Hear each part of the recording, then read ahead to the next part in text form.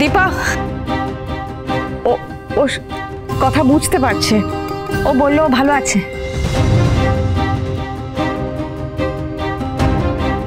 একবার দেখে নিন ঠিক আছে কিনা।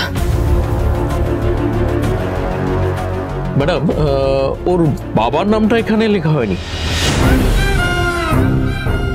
আপনি বলুন, আমি লিখে নিচ্ছি।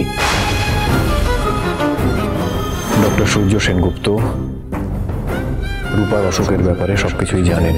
উনি নিজে আমাকে বলে দিয়েছেন দীপা, কিন্তু ওনার কিছু যায় আসে না। ম্যাডাম বলুন। আমি বলছি, ওর বাবার নাম ডক্টর সূর্য। রূপার বাবার নাম লিখবে না, রূপার মায়ের নাম লেখো। এরকম করতে নেই, লিখতে হয় মা।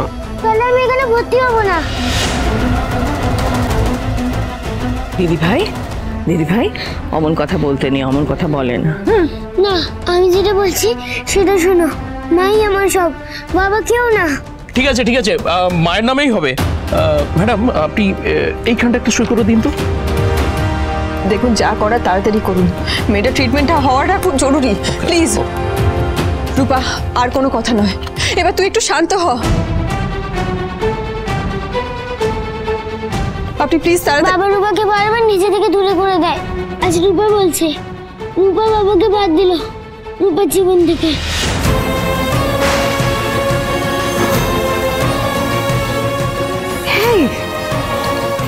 এসব তুই কি বলছিস?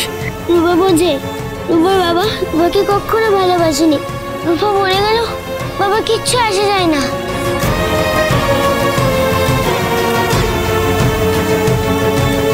তুমি এমন কেন বলছো মনি? রূপার শরীর খারাপ হলে রাগও বেশি বেশি হয়। বাবা এরপর এলো, আমি কোনোদিনও বাবা বাবা বলে ডাকবো না। তোমাদের বাবা ফিরে এলে দেখবে আবার আগের মতনই তোমাদেরকে ভালোবাসবে। ওকে তুমি কি বোঝাচ্ছ? লাবণ্য, মেয়েটার অভিমান হওয়াটা তো স্বাভাবিক। নিজের বাবাকে খুব ভালোবাসে তো, তাই বাপের উপর এত রাগ ওর। বাবার উপর আমারও খুব রাগ হচ্ছে পাতামে। একবার আসুক, বাবাকে আমি খুব করে বকে দেবো।